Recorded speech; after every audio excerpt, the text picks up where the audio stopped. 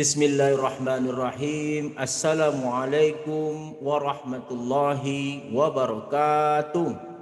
Rabbi shrah li sadri wa yassir li amri wahlul 'uqdatam min lisani yafqahu qawli. Bersyukur kita atas kehadiran Allah Subhanahu wa taala, atas semua limpahan rahmat dan kasih sayangnya yang telah diberikan, di mana kita masih memiliki kesehatan, kesempatan untuk melaksanakan ibadah-ibadah pada bulan suci Ramadan ini. Salam dan selawat kita sampaikan kepada baginda Rasulullah sallallahu alaihi wasallam dengan melafazkan Allahumma shalli ala Sayyidina Muhammad wa ala ali Sayyidina Muhammad.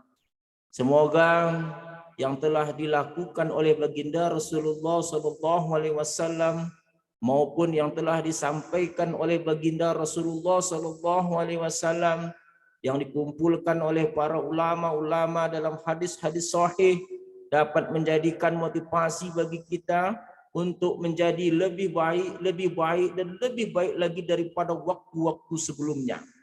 Saya Rado Yendra melalui Rado Institute seperti biasa ingin melaksanakan perbincangan ringan pada bulan suci Ramadan ini.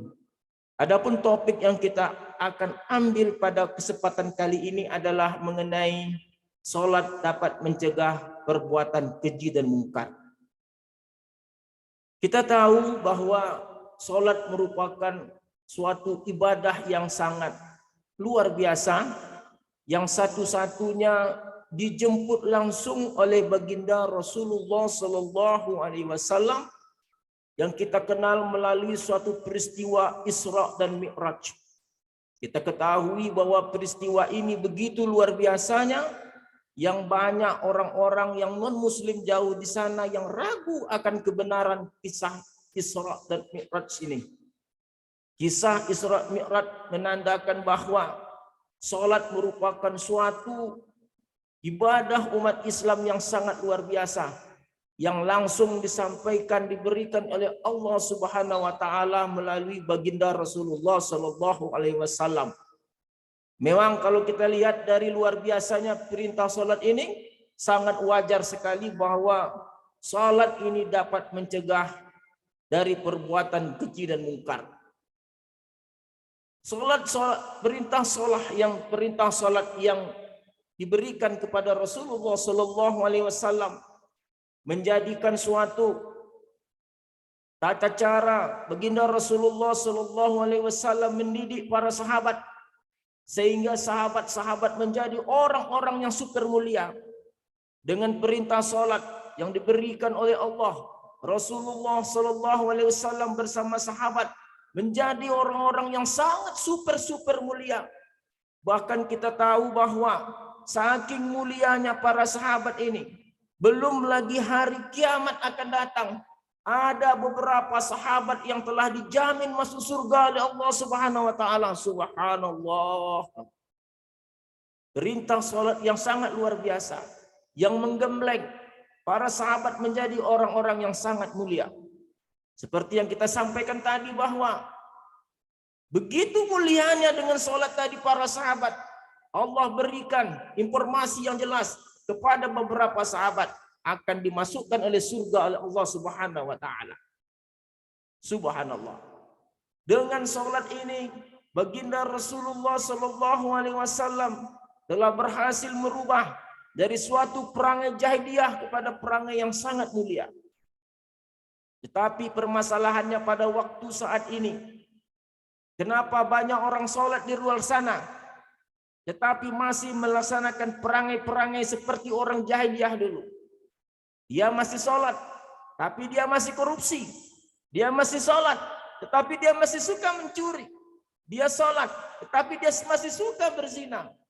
Apakah ada yang salah dengan perintah? Apakah ada yang salah dengan perintah sholat ini? Tentu tidak. Pasti bukan sholatnya yang salah. Yang salah itu orangnya. Kenapa dia sholat tapi masih mencuri?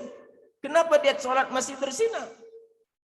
Kita rangkum dari beberapa pendapat-pendapat para ulama. Kenapa sholat-sholat ini tidak berkesan kepada seseorang? Sehingga ketika dia sholat dia masih sanggup berbohong. Ketika dia sholat masih sanggup dia korupsi. Banyak hal aspek yang harus kita lihat dalam pelaksanaan sholat itu. Dari beberapa rangkuman daripada apa yang disampaikan oleh para ulama yang saya coba sampaikan melalui media Radio Institut. Mungkin diantaranya adalah bagaimana praktek wudhu. Karena sholat dimulai dengan wudhu. Apakah wudhu kita sudah benar? Itu makanya kita perlu melihat contoh-contoh praktek wudhu yang telah dilakukan oleh ulama-ulama besar. Katakanlah ulama-ulama milenial yang sekarang yang sangat luar biasa seperti Ustadz Abdul Somad, seperti Ustadz Adi Hidayat. Lihatlah salah satunya Ustadz Adi Hidayat, bagaimana beliau dalam media online. Saya rasa mungkin di Facebook beliau mungkin pernah mempraktekkan wudhu. Masya Allah, saya pribadi sendiri melihat masih begitu banyak yang salah dari wudhu yang saya lakukan ketika saya bercermin kepada praktek wudhu yang dilakukan oleh Ustadz Adi Hidayat. Nah, itu baru wudhu. Lalu mungkin saja dalam praktek sholatnya, bagaimana takbiratul ihram, bagaimana proses ruku, bagaimana proses sujud, bagaimana proses duduk di antara dua sujud. Apakah kita udah benar? Belum lagi pelaksanaan sholat. Apakah berjemaah? Apakah dilakukan secara sendiri-sendiri di rumah? Itu merupakan hal-hal yang mungkin kita anggap kecil, tapi itu berpengaruh kepada membekasnya sholat tadi ke dalam hati kita. Ada yang merisaukan sekarang adalah tata cara pengaturan saf oleh WHO ini. WHO ketika musim pandemi COVID yang menyarankan 1 meter ke kiri, 1 meter ke kanan. Nah, hal yang seperti itu hingga COVID ini hampir hilang, itu aturan WHO ini masih berlaku tapi masih samar-samar gitu. Maksudnya saf itu tidak rapat, berjarak 1 jengkal saja. Jadi aneh, peninggalan aturan saf oleh WHO ini masih membekas di beberapa masjid. Terlalu takut untuk rapat, tetapi renggang pun tidak sesuai dengan aturan WHO. Nah, ini tugas mungkin oleh para ustadz ketika nanti memberikan pencerahan dalam ceramah kepada umat nantinya di masjid-masjid, tolong disampaikan aturan saf oleh WHO ini tertinggal dalam umat kita, dalam umat dalam masjid. Rapat tidak, renggang pun tidak. Hanya sejengkal. Diajak rapat tak mau, didekati malah menjauh. Nah, ini akibat dari peraturan saf dari WHO ini masih tertinggal, belum terkikis habis. Nah, itu dari pelaksanaan sholat. Apakah sudah betul pelaksanaan sholat kita? Bagaimana takbir tadi, bagaimana sujud, bagaimana ruku. Nah, ini juga harus kita pelajari. Kita harus lihat, belajar. Dan yang terakhir yang paling penting adalah dari beberapa rangkuman yang kita peroleh adalah sejauh mana masuknya makanan-makanan haram ke dalam badan kita. Apakah kadar makan haram tadi terlalu banyak jika dibanding dengan kadar makanan halal? Itu juga menjadikan sholat itu tidak berkesan kepada kita. Atau makan yang dikatakan makan uang abu-abu atau subuhat yang disebut orang, atau abu-abu istilahnya. Apakah terlalu banyak masuknya uang abu-abu ke dalam perut? Ya, kalau terlalu banyak abu-abu tentu jadi hitam nih. Ini juga harus dipikirkan. Nah, ini mungkin dari beberapa hal-hal mungkin yang kita rangkum dari berbagai penjelasan para ulama besar. Mungkin ada yang lainnya. Paling tidak kita dapat menjelaskan fenomena bahwa orang-orang yang melaksanakan sholat tapi belum berkesan di hatinya, masih sanggup dia mencuri, masih sanggup dia berzina, masih sanggup dia korupsi. Tentu ada yang salah dalam praktek sholatnya. Bukan sholatnya yang salah. Kalau kita katakan sholat yang salah, tidak mungkin baginda Rasulullah SAW berhasil mendidik sahabat-sahabat menjadi sangat luar biasa. Lihat kembali, introspeksi diri kembali, apakah wudhu Anda sudah benar? Apakah praktek Anda sudah benar? Apakah sholat yang dilakukan itu di rumah atau berjamaah di masjid? Ketika di masjid, apakah aturan-aturannya telah memenuhi ketentuan? Bagaimana saf dan seterusnya? Lalu yang paling penting adalah sejauh apa kadar dari makanan yang Anda masukkan ke dalam badan Anda itu halal atau tidak halal.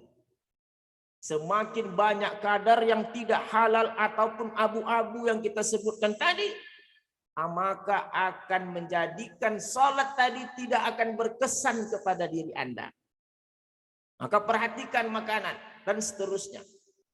Oleh sebab itu, Rado Institute mengajak pada kita semua, mari kita bercermin kepada baginda Rasulullah SAW dalam mengajarkan sholat kepada para sahabat. Beliau begitu sukses dalam merubah sikap jahiliyah kepada suatu sikap yang berakhlak mulia. Gara-gara sholatnya benar. Bagaimana para sahabat dijamin beberapa orang masuk surga, malah belum lagi kiamat tapi sudah dijamin oleh Allah masuk surga. Begitu mulianya sahabat tadi karena praktik sholat yang telah diajarkan oleh baginda Rasulullah SAW, dan tentu saja ada amalan-amalan lainnya yang dilakukan oleh para sahabat. Yang paling penting, fondasi dari semua kegiatan-kegiatan amal-amal yang ada itu adalah pasti sholat. Baiknya sholat, maka semuanya akan baik. Mungkin itu saja yang dapat kita sampaikan pada pencerahan bincang-bincang ringan pada pagi hari yang cerah ini. Mungkin kita sangat berharap bahwa ini menjadi bermanfaat bagi kita semua. Dan terakhir, jika ada hal-hal yang aneh, yang salah, itu pasti dari saya. Tetapi jika ada kebenaran, itu adalah pemberian dari Allah Subhanahu wa Ta'ala. Sekian dulu bincang ringan bulan Ramadan ini. Assalamualaikum warahmatullahi wabarakatuh.